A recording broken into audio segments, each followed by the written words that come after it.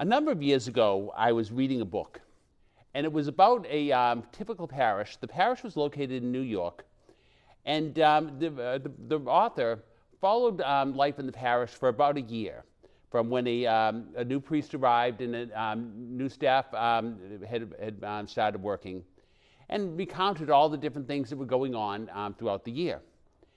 And in many ways, I was kind of expecting that I was going to be reading at first about like one of these super parishes that has hundreds and thousands of people that go every Sunday, and that everything is active and thriving. And certainly in many ways, it was an active and thriving parish. But what was interesting is, in some ways, how ordinary the parish life was. For example, their parish had a school, and they were trying very hard to keep the school open amid a number of great challenges. And certainly parishes that have schools today try very hard to keep the schools open, and also face a number of different challenges. They also spoke about the religious ed program, and they were looking at ways that they could try to increase the number of families in the program, and also participation in parish life, particularly at Mass. And I think that's a struggle that many parishes faced. And there were also things, who was going to be the chair of the bazaar? Was it going to be the same person who was kind of getting tired, or were they going to bring new people in? What would be some of the things that they could be doing with the youth of the parish? All sorts of different things. As a matter of fact, I kind of remember when I was reading the book, kind of thinking to myself, oh, such and such a parish in Norwood is facing this, or this parish in Franklin is facing that, or this parish in Arlington, or what have you. And also, too, I was assigned to St. Mary's in Lynn at the time. There are many of the same challenges that we faced. But what was also very true with this book was that it was filled with wonderful people, gifted people who were trying as best they could to give to parish life, and were living the life of faith. And that was what I think I remembered most, is that they were able to build up this parish based on all the different people in the parish, all the different gifts and skills, all the different strengths, in some cases acknowledging some of the weaknesses, and everything in between.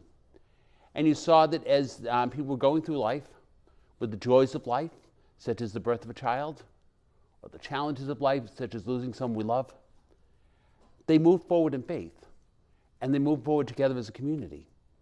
And it was all these different people coming together to make this parish what it was.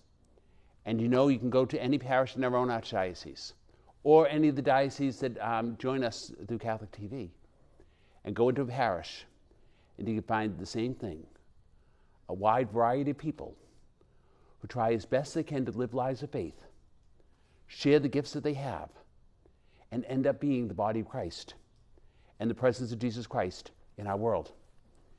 And I was thinking that a bit as I was reflecting on the Gospel of Matthew, but also thinking too about something that I often find myself doing in the summer. I love Cape Cod, and I love taking trips down the Cape. And one of my favorite places to go is the Chatham Fish Pier.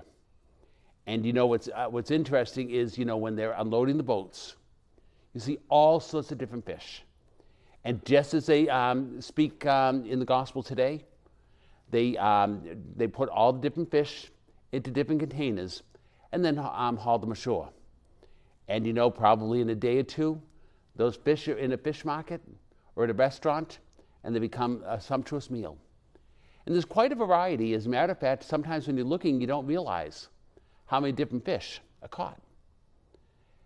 But it was an image that would have been familiar to Jesus and his followers, and it's an image that I think can be familiar to us today. And so Jesus speaks about bringing all these people together. And when you think about the people that Jesus brought together, how varied they were. You have certainly great, wonderful figures, such as his mother Mary or John the Baptist. You have the apostles that had to learn and grow throughout Jesus' ministry. You have people who were very loyal to him, such as Mary Magdalene. He also had close friends, such as Martha and Mary and Lazarus. All these different people that we meet in the Gospels. But yet they all come together.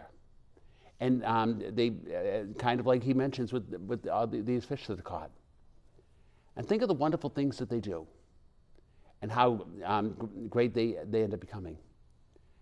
And then we also have, throughout the ages, all sorts of great figures of our faith. There are as many different saints as there are people. And there are as many different ways that those saints live their lives of faith as there are people. And it continues to this day. And it continues with you and me. And I think that's certainly something that we hear in the gospel today. But I think also it reminds us too, as this gospel is paired with our first reading from Jeremiah, the Lord is constantly shaping us, molding us, helping us to be the people that we're created to be and the people that we're meant to be. And God never gives up and continues to mold us and shape us throughout our lives. And in that molding and shaping is when our gifts are developed, when our personalities are developed, when we see the ways that we can, as followers of Jesus Christ, share these gifts and live as followers of Jesus Christ in our world. So I think, today our gospel reminds us of Jesus Christ bringing us all together into one family. But our first reading reminds us too how God is constantly shaping us and molding us so that we can be the followers of Christ that we're meant to be and do God's will in our world today.